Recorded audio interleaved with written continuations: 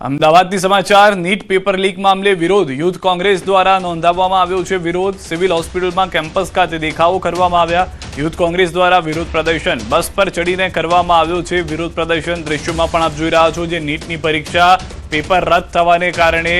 મોકૂફ રાખવી પડી હતી રદ કર્યા બાદ ફરીથી નવી તારીખો જાહેર થઈ હતી વધુ માહિતી ન્યૂઝ 18 સંવાદદાતા પ્રણવ પાસેથી મેળવીશું પ્રણવ કોંગ્રેસનો આ વિરોધ છે સમર્થનમાં આવ્યા છે વિદ્યાર્થીઓના શું વધુ જાણકારી ચોક્કસ કહી શકાય પેપર સમગ્ર દેશમાં આખો વિદ્યાર્થીઓના પર સૌથી મોટો ક્વેશ્ચન માર્ક ઉભો થયો છે યુથ કોંગ્રેસ દ્વારા સમગ્ર દેશની અંદર અલગ અલગ મોટા શહેરો છે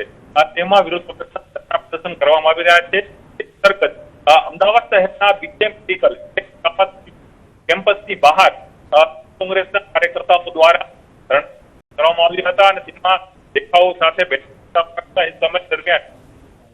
પોલીસ દ્વારા તમામ કરવામાં આવી છે તમામ ભાઈભાગ હેડક્વાર્ટર ચોક્કસ તમામ લોકો માંગ કરી રહ્યા છે સરકાર રાજીનામું આપે સાથે ધરપકડ કરવે કરી રહ્યા છે જી પ્રણવ આભાર સમગ્ર માહિતી બદલ તો હાલમાં જે રીતે પ્રણવે પણ જણાવ્યું છે સમર્થનમાં આવ્યા છે વિદ્યાર્થીઓના અને વિરોધ પ્રદર્શન કરી રહ્યા છે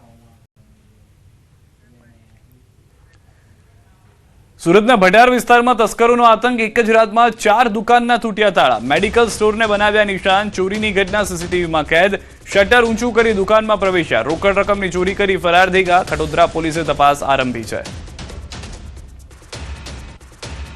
ચોરીની ઘટના સીસીટીવીમાં કેદ થઈ છે દ્રશ્યોમાં પણ આપ જોઈ રહ્યા છો 1 2 નહીં 4 દુકાનની અંદર આ ઘૂસ્યા હતા આરોપીઓ જે છે તે પહેલાથી રેકી કરીને ગયા કે શું તેને લઈને પણ વાત ચાલી રહી હતી કેમ કે તપાસમાં જે રીતના દ્રશ્યો જોવા મળી રહ્યા છે તેમાં એ પણ જાણવા મળી રહ્યું છે કે રેકી કરેલા હોય જાણકાર હોય તે રીતે તેઓ આવ્યા છે અને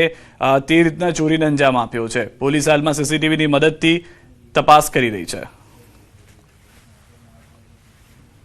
મોરબી દુષ્કર્મ મામલે રાષ્ટ્રીય મહિલા આયોગે માંગ્યો છે રિપોર્ટ રાજ્ય સરકાર પાસે એક સપ્તાહમાં રિપોર્ટ માંગાયો છે ડીજીપી અને મુખ્ય સચિવને તાત્કાલિક અહેવાલ આપવા આદેશ કર્યા છે ભાડાના બદલામાં મકાન માલિકે આચર્યું હતું કૃત્ય પિતાએ જ સગીર દીકરીનો સોદો કર્યો હોવાનો થયો હતો ખુલાસો મોરબી દુષ્કર્મ મામલે હવે રાષ્ટ્રીય મહિલા આયોગે પણ ઝંપલાવ્યું છે અને સગીરાના યૌન શોષણ મામલે રિપોર્ટ માંગવામાં આવ્યો છે આ સમગ્ર મામલાની ગંભીરતાને જોતા રાજ્ય સરકાર પાસે એક સપ્તાહમાં રિપોર્ટ માંગવામાં આવ્યો છે ભાડાના બદલામાં મકાન માલિકે ભાડુઆતની પત્ની અને સગીર દીકરી સાથે દુષ્કર્મ આચર્યું હતું અને દીકરીના પિતાએ પણ પોતાની દીકરી અને પત્ની મકાન માલિકને સોંપી દીધી હતી મકાન ભાડાના બદલામાં સગીરાના શોષણના આરોપ બાદ તંત્ર દોડતું થયું મોરબી દુષ્કર્મ કેસમાં હવે NCW એક્શન મોડમાં છે આ સમગ્ર મામલે ગુજરાતના ડીજીપી અને મુખ્ય સચિવને તાત્કાલિક અહેવાલ આપવા આદેશ કરાયા છે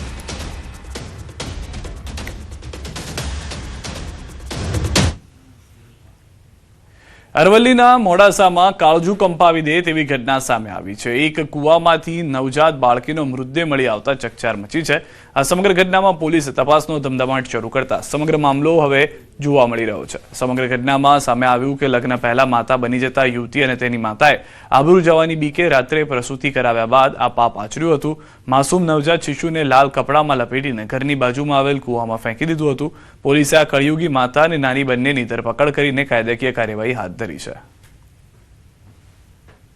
ટાઉન પોલીસ સ્ટેશન વિસ્તારમાં આવેલા પહાડ રોડ પાસે માજુમ જળ સોસાયટી છે અને બાજુમાં આવેલ કૂવામાંથી એક નવજાત બાળકનો મૃતદેહ મળી આવે છે અનુસંધાને મોડાસા ટાઉન પોલીસ સ્ટેશન ખાતે ગુનો રજીસ્ટર કરવામાં આવેલો અને ગુનો રજીસ્ટર થયા બાદ police inspector Shri RD Chaudhari દ્વારા જુદી જુદી ટીમો બનાવવામાં આવેલી ટેકનિકલ ડેટા અને જે હ્યુમન ઇન્ટેલિજન્સથી માહિતી મેળવવાનું શરૂ કરવામાં આવે રાજકોટ સગીરવયની દીકરી માટે સોશિયલ મીડિયા ખતરો સાબિત થયું છે 14 વર્ષીય સગીરા સાથે ગેંગરેપની બની ઘટના ભક્તિનગર પોલીસ સ્ટેશનમાં ગુનો દાખલ ભોગ બનનારની સગીરવયની બહેનપણી સહિત 8 સામે ફરિયાદ કુખ્યાત મિહિર કુંગશિયા સહિત 8 વિરુદ્ધ ફરિયાદ થઈ છે સગીરા સાથે કારમાં 1 કલાકમાં 3 વ્યક્તિઓએ આચર્યું કૃત્ય પોલીસે 4 આરોપીઓને સકંજામાં લીધા સોશિયલ મીડિયાના માધ્યમથી સગીરા આરોપીઓના સંપર્કમાં આવી હતી આરોપીઓની ઓળખ ભોગ બનનારને તેની સગીરવયની બહેનપણીએ કરાવી હતી હાલમાં જે જાણકારી છે તે પ્રમાણે રાજકોટની અંદર આ સમગ્ર ઘટનાએ ચકચાર મચાવી દીધી છે વધુ માહિતી ન્યૂઝ 18 સંવાદદાતા અંકિત પાસેથી મેળવીશું અંકિત ફરી એક વખત સોશિયલ મીડિયા જે છે તે ટ્રેપનું સાધન બન્યું છે એક સગીર વયની દીકરી સાથે આ રીતના દુષ્કર્મ આચરવામાં આવ્યું છે શું વધુ જાણકારી ચોક્કસથી સિદ્ધાર્થ વાત કરવામાં આવે તો રાજકોટ ગ્રામ્ય બાદ રાજકોટ શહેરમાં પણ સગીર વયની દીકરીઓ માટે સોશિયલ મીડિયા છે તે ખતરારૂપ બન્યું હોવાની ઘટના સામે આવી છે રાજકોટ શહેરના ભક્તિનગર પોલીસ સ્ટેશન વિસ્તારમાં રહેતી 14 વર્ષીય સગીરા દ્વારા પોતાની સગીર વયની બેનપણી તેમજ ડેવિલ ઉર્ફે સાહિલ ઉર્ફે ઝેરી તેમજ કુખ્યાત મિહિર કુગસિયા કે જે અગાઉ 3 વખત રાજકોટ શહેર પોલીસ દ્વારા ઝડપાઈ ચૂક્યો છે અને મિહિર કુગસિયા છે તે પોતાની ઓળખ છે તે પોલીસ તરીકે આપતો હતો અને નકલી પોલીસ બનીને લોકો સાથે ઠગાઈ કરતો હોવાનું છે તે પણ સામે આવ્યું છે। સાથોસાથ રજાક ઠેબા, ધવલ, આસિફ શાહદાર તેમજ સુલતાન ચવાણ સહિતના વ્યક્તિઓ વિરુદ્ધ છે તે પોલીસ ફરિયાદ છે તે નોંધાવવામાં આવી છે અને પોલીસ દ્વારા 4 જેટલા વ્યક્તિઓની છે તે હાલ અત્યારે ધરપકડ કરી લેવામાં આવી છે। સગીરા દ્વારા જણાવવામાં આવ્યું છે કે 15 માર્ચ 2026 થી લઈ 16 મે 2024 દરમિયાન તેણીની સાથે સોરઠિયાવાડીના બગીચા ખાતે સાથોસાથ જંગલેશ્વર વિસ્તારમાં તેમજ બસ સ્ટેશનની પાછળ આવેલી 2 જેટલી હોટલમાં તેમજ બસ સ્ટેશનમાં આવેલી હોટલ સહિતના સ્થળોએ આરોપીઓ દ્વારા દુષ્કૃત્ય છે તે પણ આચરવામાં આવ્યું હતું। સાથોસાથ માત્ર 1 જ કલાકની અંદર 3 જેટલા આરોપીઓએ વારાફરતી તેણીની સાથે કારની અંદર દુષ્કર્મ આચર્યું હોવાની ફરિયાદ છે તે નોંધાઈ છે। જી આભાર સમગ્ર માહિતી બદલ। તો હાલમાં જે વ્યક્તિઓ છે તેને લઈને વધુ પૂછપરછ પોલીસ પણ કરશે। ગુજરાત એટીએસ તપાસ એજન્સીઓને ડાર્ક વેબ, ડ્રગ્સ અને ક્રિપ્ટોકરન્સી સાથે જોડાયેલા આંતરરાષ્ટ્રીય નેટવર્કનો મોટો પર્દાફાશ કરવામાં સફળતા મળી છે। તપાસ દરમિયાન અંદાજે 226 કરોડ રૂપિયાના શંકાસ્પદ ક્રિપ્ટો વ્યવહારો સામે આવ્યા છે। તપાસમાં ઈરાન, યમન, ઇઝરાયલ, અમેરિકા અને રશિયાની પ્રતિબંધિત સંસ્થાઓ સાથે નાણાકીય વ્યવહારોના પુરાવા મળ્યા છે। શંકાસ્પદ આઈપીઓ ધ્યાને આવ્યા। એ શંકાસ્પદ આઈપીઓ ઉપર કામ કરતા એક આઈપી ભારત દેશનું મળેલું, જે આઈપી સીધું સંકળાયેલું હતું artemislab.cc।